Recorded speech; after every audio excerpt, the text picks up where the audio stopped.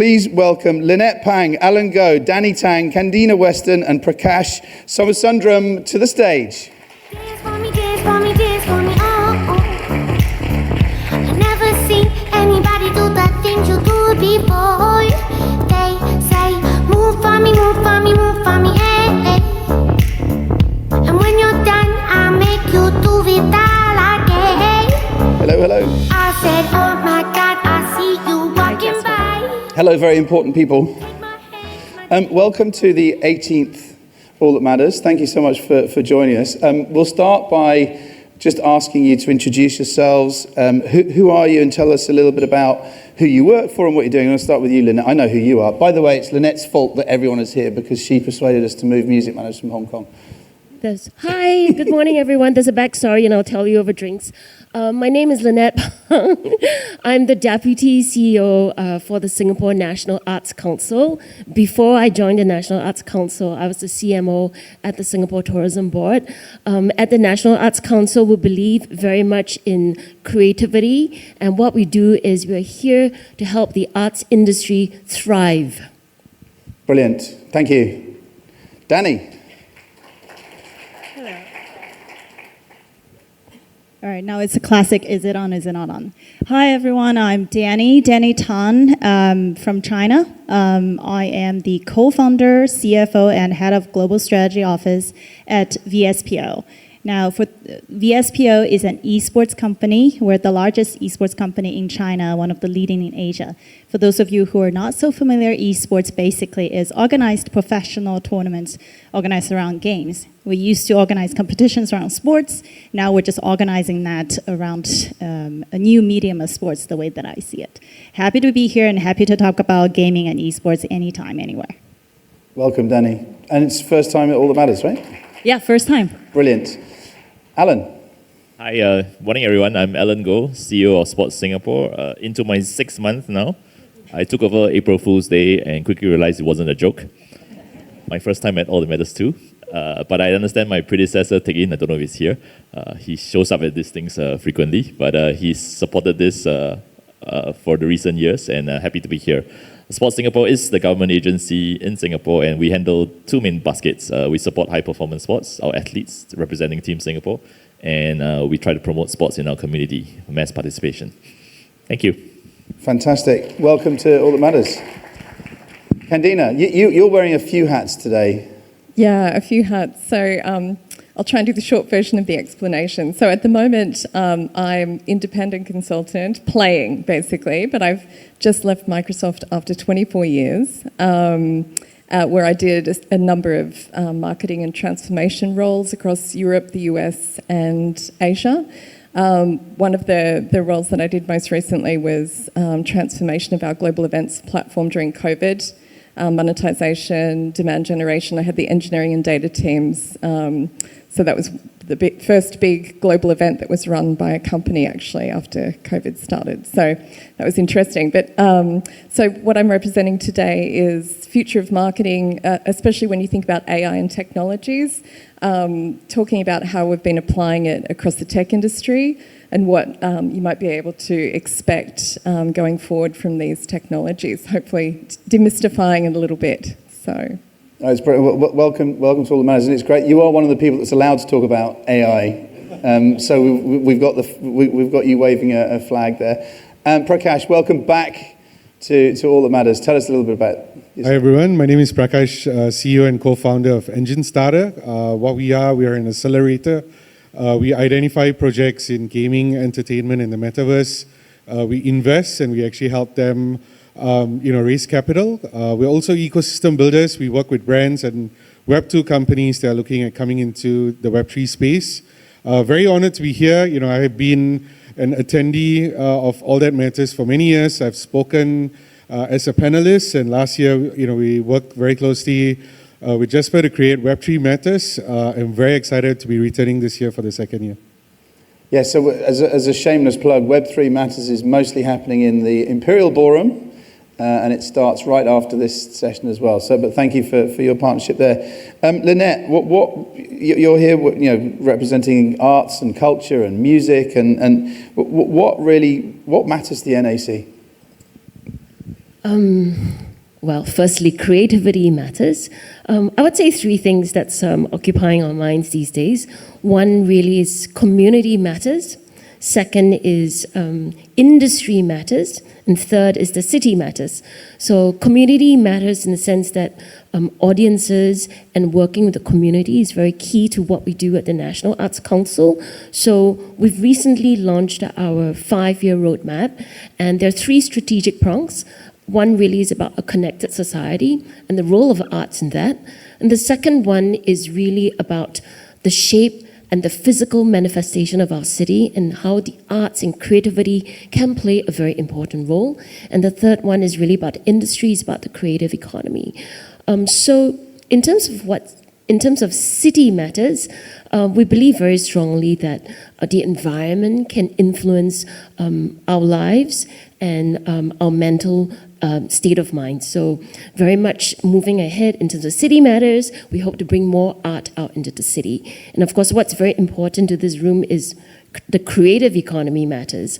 The GDP contribution from culture and the arts has risen more than 50% between 2015 to 2021. So it's a critical enabler to the economy, and we hope to see more partnerships between all of you here, the community, and the arts. So the arts matters. Absolutely. And you've actually just named at least 6 new events that I can organise for you as well. Thank you, Jasper. Can someone register the URLs, please? Danny, what matters to VSPO? What matters to you? Well, the one word that comes to mind is connection matters. I mean, that sort of is a motivation behind a lot of what we do at VSPO. And also, I think it's a function of esports as well. If we think about it, esports at its core is just like any other content, just like traditional sports, just like movie, just like music. It's something that connects people together. It's something for people to come and enjoy, to kind of connect through their shared passion. What we're doing merely is just building a stage for the athletes to come on and to showcase their talent and skill. And this is no different from what our counterparts have been doing in traditional sports. Now, when we started the company about 7 years ago, back in 2016, we started with the vision that esports is going to be the sports of the future. And then we see it as a connecting point.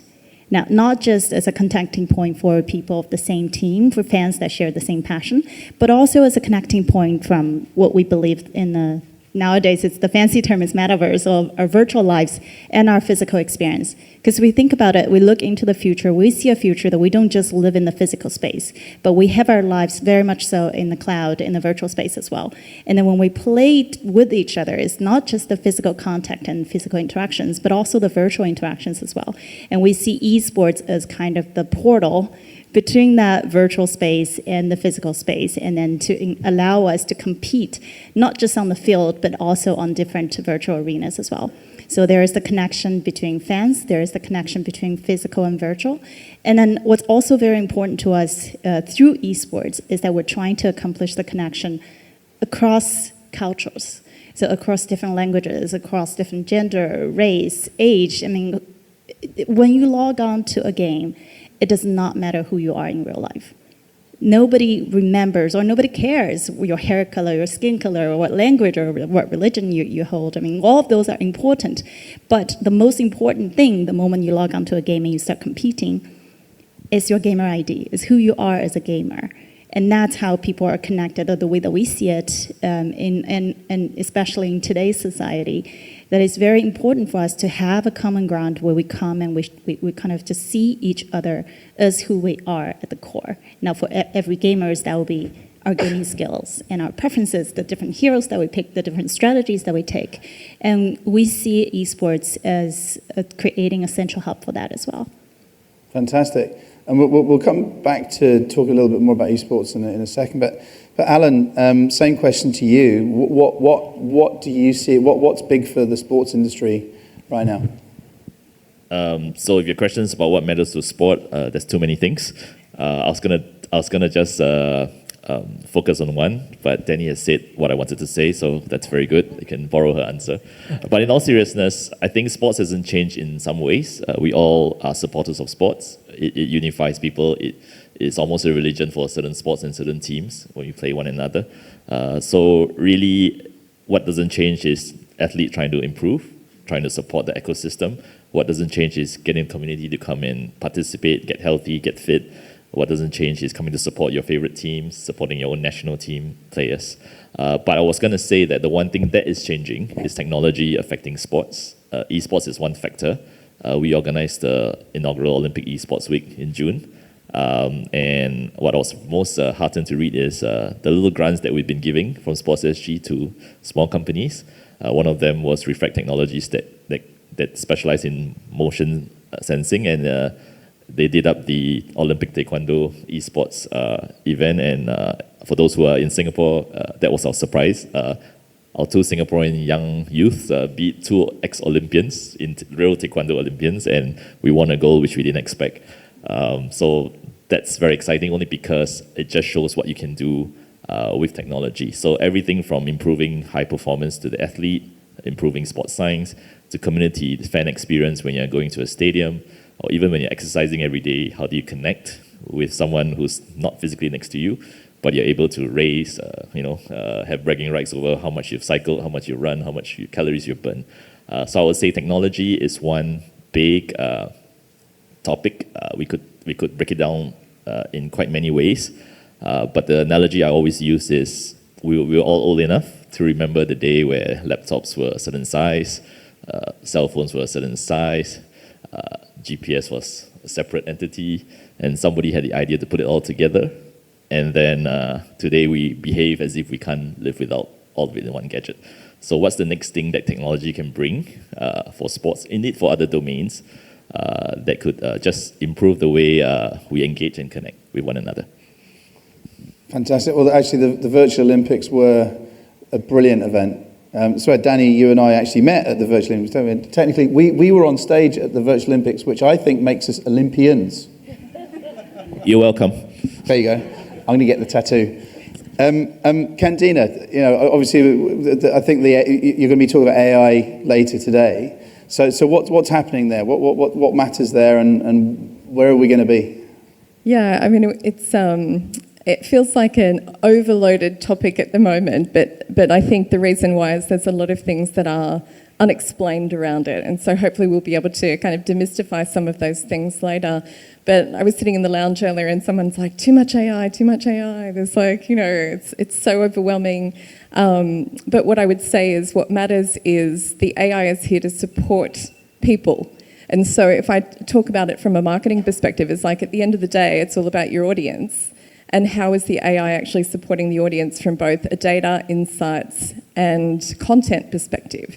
And so it doesn't come up with its own things without a human input. And the way that it needs to serve and the way it's designed to serve is based on human input. It won't come up with its own ideas. So I think some of that is really important to understand, and to understand what that means and how to think about it and leverage it very practically.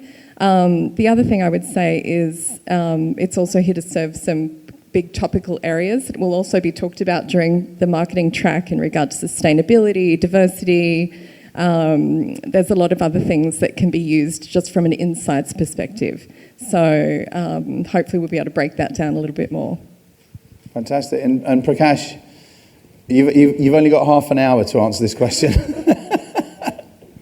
I think, it has been a challenging year for the industry, but we're definitely seeing a lot of key trends coming through. I think one key thing is real-world utility. We're definitely seeing a lot of, real-world assets that are being tokenized and brought into the space. And I think that's really where, we're excited to kind of share case studies where brands are, tapping on Web3 for loyalty. I think that's going to be a key trend that we're going to see. But I think at the end of the day, it's all about the community.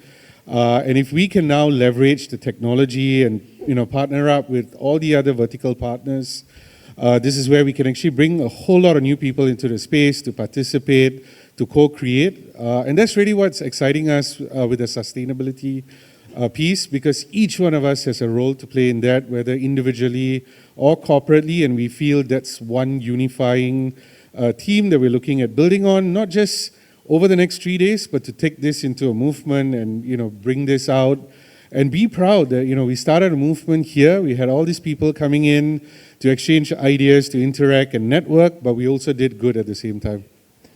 Let's use this moment now. Tell us a little bit about some of the sustainability stuff that we're doing this week. Sure. So we're definitely going to be covering a lot more sustainability topics, primarily around corporate and institutional solutions. We brought in partners who've done it for banks, done it for large corporates, even done it for countries, and we'll be sharing that at the Sapphire Ballroom later today. We're also doing a small saloon, which we call it an unconference, which everyone is invited to kind of come in, share, co-create, and brainstorm, and even just challenge us with some of the ideas that we have, because we want to create tangible solutions together, and we will, credit that it's going to be created here at All That Matters. So we're going to keep it very interactive. If you have ideas, if you have thoughts, or if you want to participate in some way, join us. It's happening at 4 p.m. at the Mahogany room, and we'd love to speak to every one of you guys. Fantastic. And so I think, take a little bit of a look back on what has happened since the last All That Matters. You have been working with the NAC now for 18 months, I think, is it? Maybe 2 years. What have NAC been doing in the last year? Wow, how much time do we have?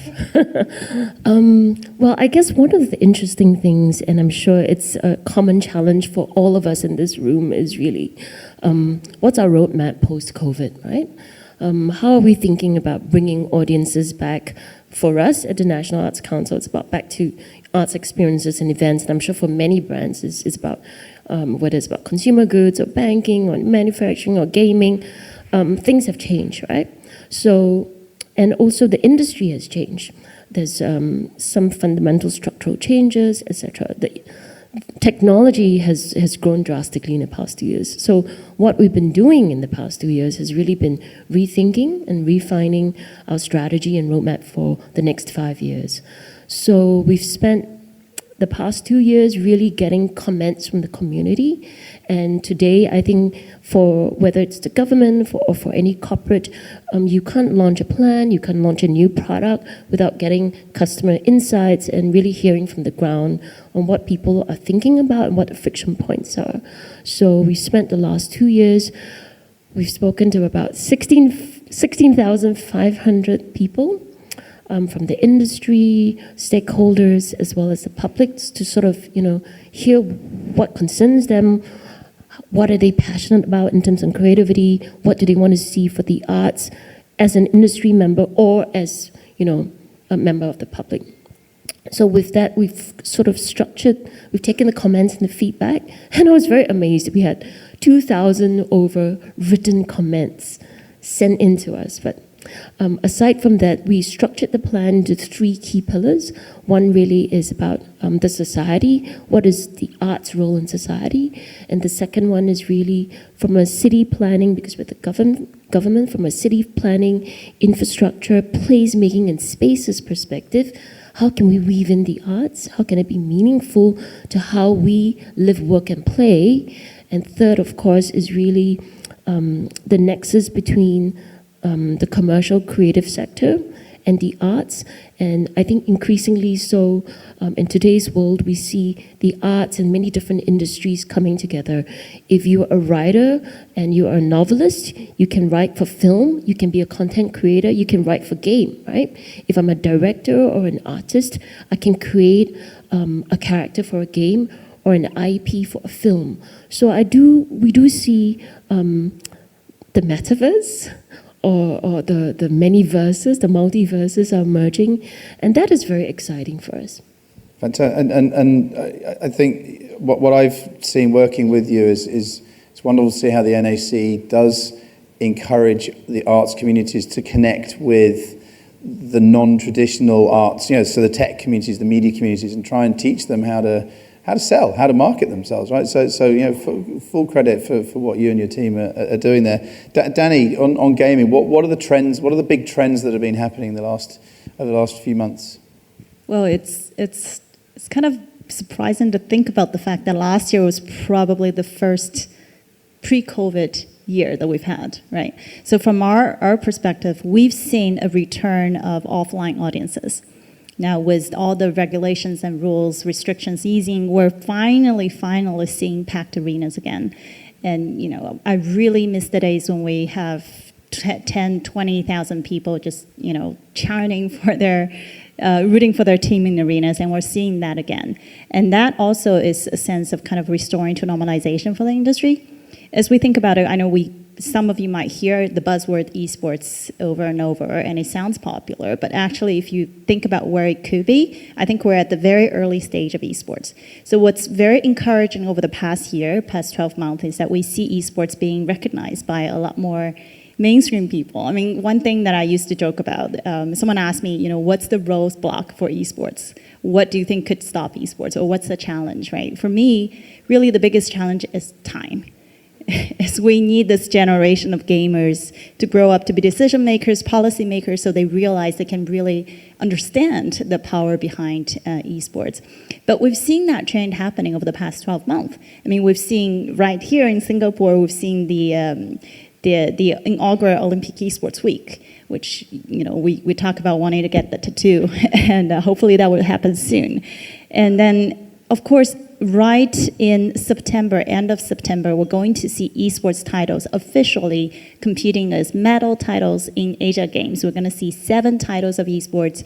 The athletes are going to walk down just like any other sports athletes. We see that recognition from the sports space of esports being a recognizable or a sizable component of that. And we've seen people around the world trying to make the effort to try to create esports at a global level, to elevate it to a point where it connects fans at a global level, not just at a regional level. Now, in the past 7 years, what we've experienced in China is we witnessed the whole journey of how esports went from some niche industry, people just playing gaming in their bedrooms, to how the mobile gaming and mobile esports helped really break down the barriers of esports between esports fans and other fans. And now to today, where we see esports is a part of pop culture. We see esports tournament, we see esports reality shows, we see chick flicks, we see esports. Well, actually last night was the fall final of Honor of Kings Pro League, KPL. For those of you who don't know, Honor of Kings is a mobile game, a mobile esports title in China. It's the 8th year since its launch, but still there are over 100 million people log onto the game and play it daily. So it's still massive, thanks to the esports ecosystem.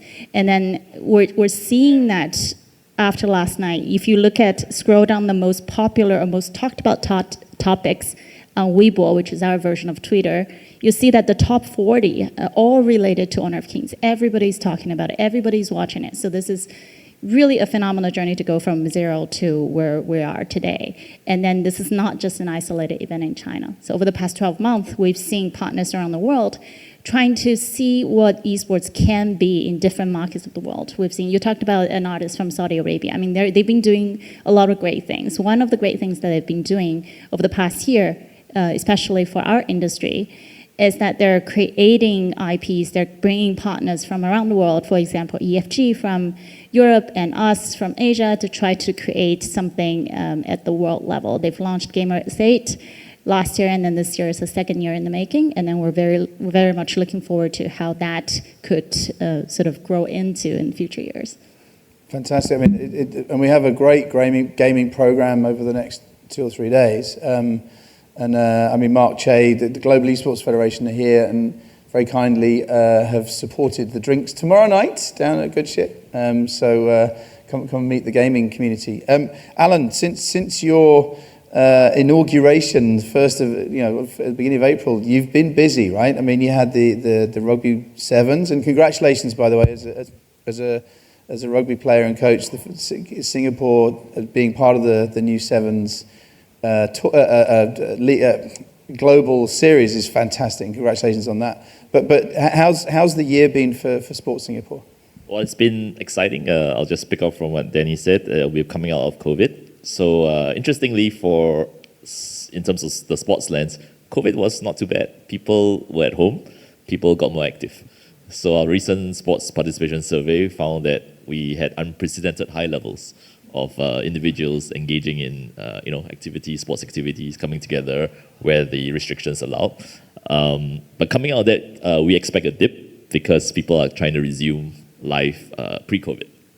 So our interest is to try to do what we can to preserve that high level, because I think when everybody comes out and gets active, it's a very good thing. So this is September. Last month was concluded our biggest community sports participation. We had our Pesta Sukan Games. I have an unsung part of my team that builds facilities around Singapore, and only because I've been busy traveling around the world, I realized with the highest capita area of swimming pools, basketball courts, badminton courts, etc., and we probably charge too low for them. But these are things that excite us because I think we're trying to catch what was good at COVID and keep it there. But the other thing that's big the last 12 months for those who live in Singapore was the government getting back the sports hub and taking ownership through Sports Singapore. So through that, we've been able to program a whole portfolio of events, not just getting the high-end types of sports concerts, but involving schools. So school children, people of my age grew up playing in a national stadium. We've been able to resume that. Community activities in there. So that whole portfolio, and exactly the exciting things, getting rugby sevens. Later this month, actually coming very soon, FIBA International Continental Cup. We just saw Germany win yesterday. That's coming. Next month we have High Rocks. Coming months we're going to have World Floorball Women's. Standard Chartered Marathon is getting back. So things are coming back. New things are coming. You mentioned Mark Che. He and I, in his other hat as president of Singapore Aquatics, we are planning, preparing for Singapore to host World Aquatics 2025. So these are things that are keeping us busy, and I think it's very exciting. And we have actually David Croker, who's the COO of FIBA. So he's just run the Basketball World Championships, another World Championships that England didn't win.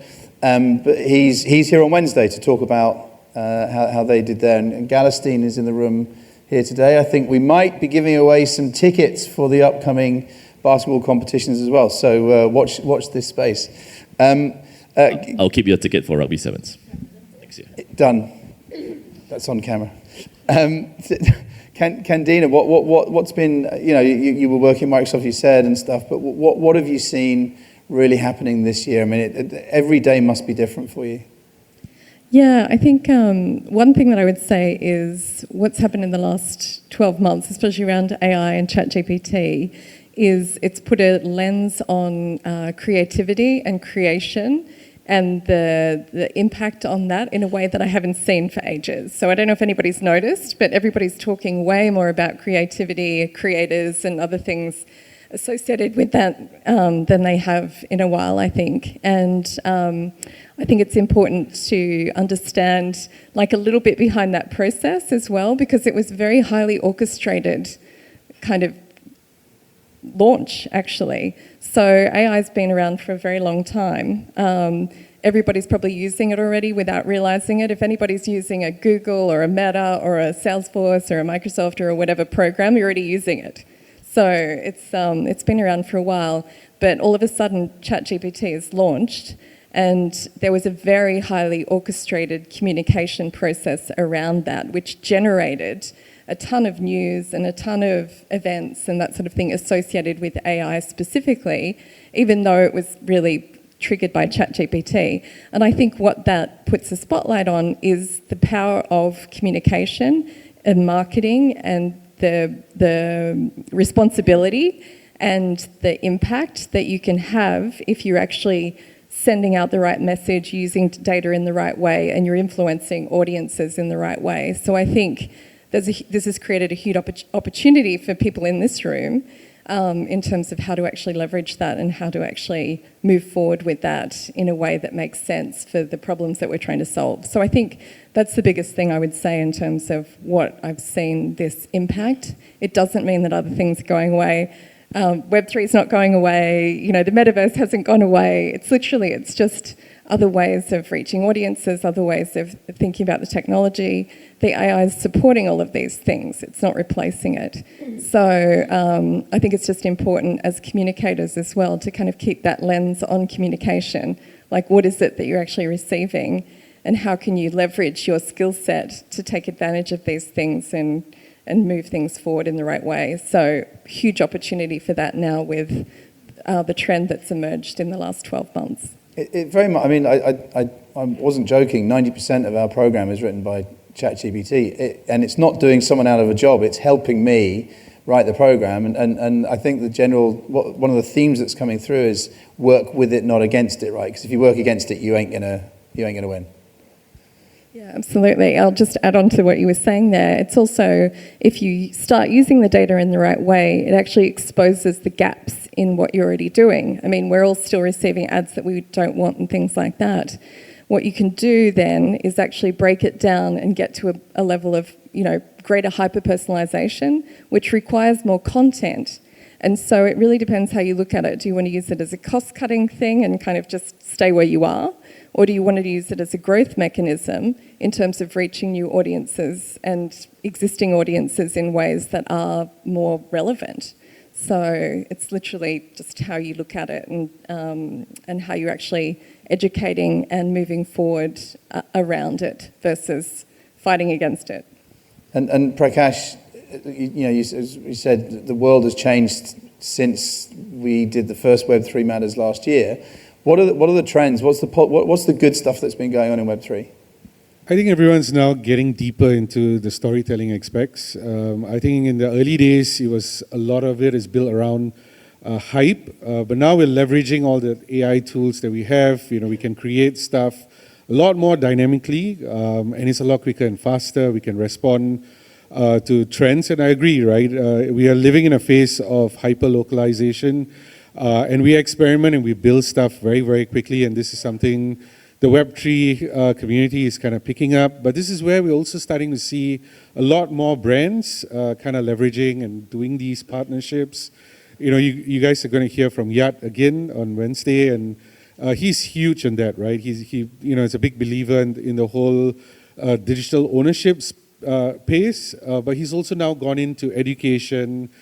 He's kind of proven, Web3 can have these real-world utility, and I think that's where, the industry will continue to build upon, and that's why we're here. Yeah, so for anyone who doesn't know, Yat Siu, Animoca Brands, he is one of the most best-known proponents of Web3, most successful. He was one of our opening keynotes last year, amazing session. But this year we've asked him to come and talk to the marketing community during the Marketing Matters track about what does Web3 mean for marketers. And so it's really cool that he can join us for that. So that's on Wednesday. Lynette, what's up next? We've talked about a little bit about the past, a little bit about the here and now. What's up next? You've got your 5-year plan. Where are we in 5 years' time? We've got a lot of things coming up next. Perhaps I can focus on 2 areas. One clearly is, we are obsessed about audiences, and the other key point is really about technology and innovation that, as a panel we've spoken a lot about. But let me talk a little bit about audiences. So we see audiences, physical audiences, coming back, and we hope that, by the end of this year, we'll be back to pre-COVID or surpassing pre-COVID. So in 2021, we had about, I think, 43% physical audiences, and in 2022, we had 59%. So, the trend, the trajectory is positive. In terms of audiences, one of the things that we've done is we've recently launched a content and booking platform. And this is based on the insight and a lot of audiences telling us that they don't really know what's happening in the arts. And when we prompted them in our research, they were like, oh, that's interesting, I didn't know about that. So there is a huge gap and a lot of friction with regards to knowing where to look. And when they do know and when they're exposed to it, it's like, oh, that's interesting, I could buy a ticket for that. So we've recently launched a platform called Catch, as in like catch a show, it's a catchy platform. Okay, pardon the pun, but anyway, it's called catch.sg, and it aggregates all the different booking systems in Singapore. We're starting off with 3, but the end goal is to have all the booking systems white label on the site, and it's really the go-to place to search for arts and creative experiences. So that's on the audience's side. Obsessed about that. And Music Matters. It's on, Music Matters is listed on catch.sg. I saw that. And because we are here to serve the industry and the community, it's a free listing. So it's really a service to the arts and creative industry. The other piece is we really believe if you hear it and you see it and you feel it, you will find out about it and you will embrace it.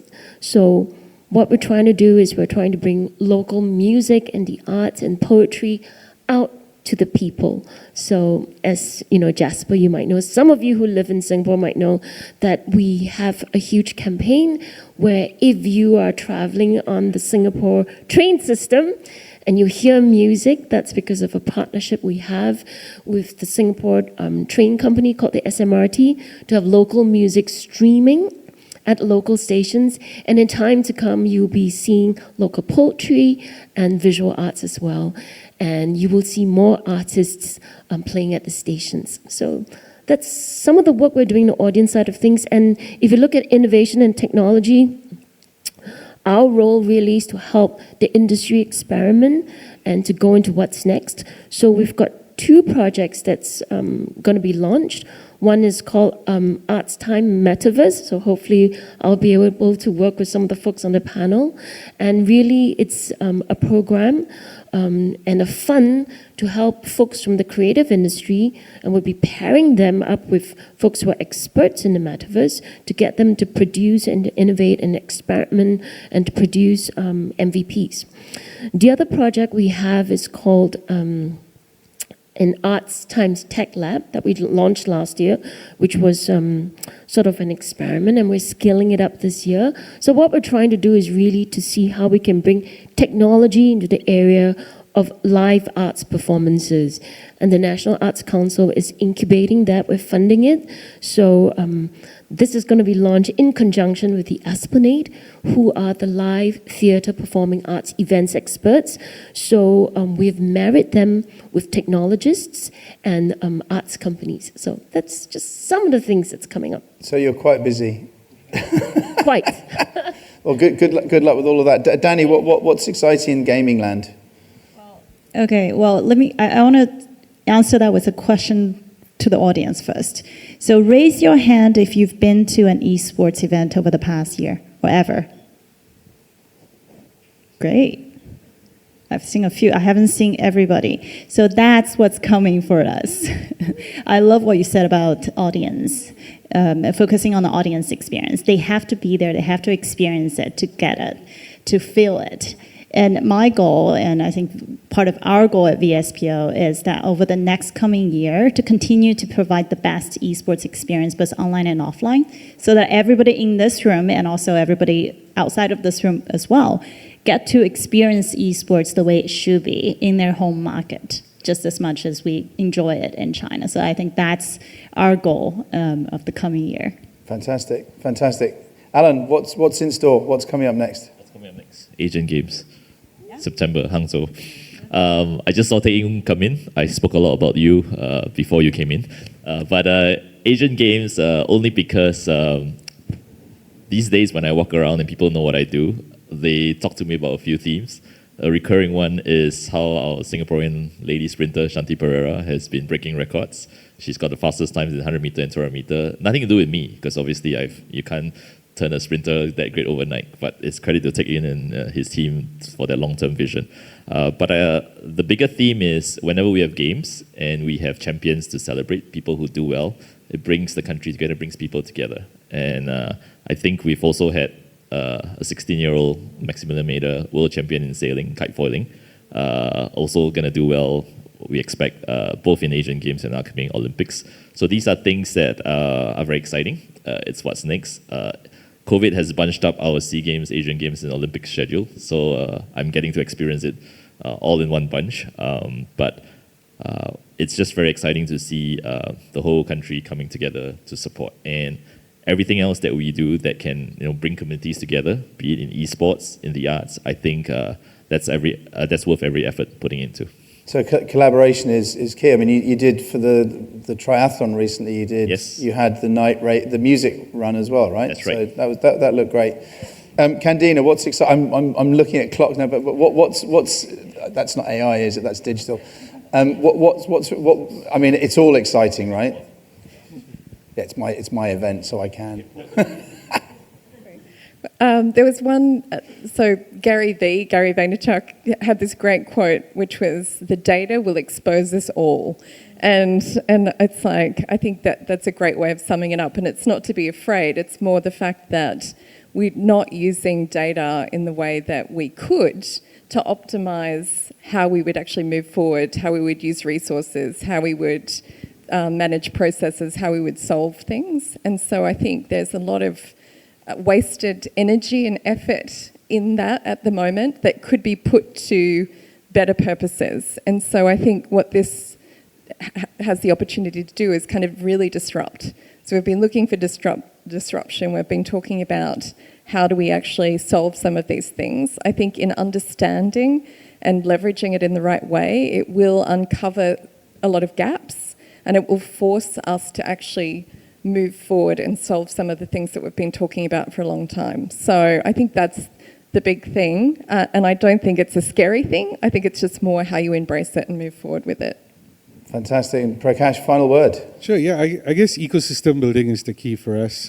Firstly, we're all here at the start of a big week, and we're very, very committed to building Singapore as a strong ecosystem. Later this afternoon, we'll also be having a panel around Hong Kong and how Hong Kong is a evolving Web3 ecosystem. And at the end of the day, what we really want to do is kind of build, with all the other people that are coming here. Very excited to hear that there's a big delegation from Saudi, and again, we want to kind of build that connectivity back to the GCC and hopefully someday to places like the UAE. So very excited about building these bridges and taking the brand global.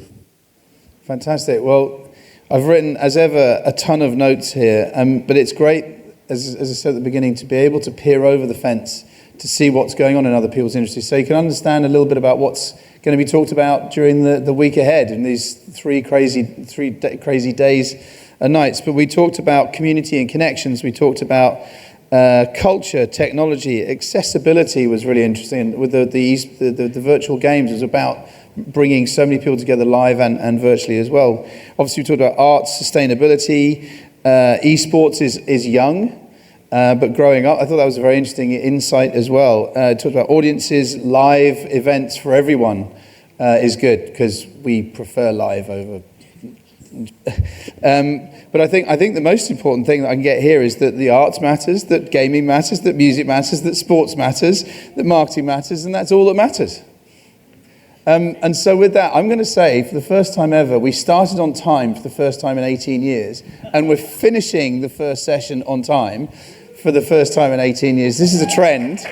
Ladies and gentlemen, please thank Lynette, thank Danny, thank Alan, thank Candina, and thank Prakash. Thank you so much for joining us this week, and have fun for the rest of the week. Up next, we have a treat. I'm sure that you all, in some way, were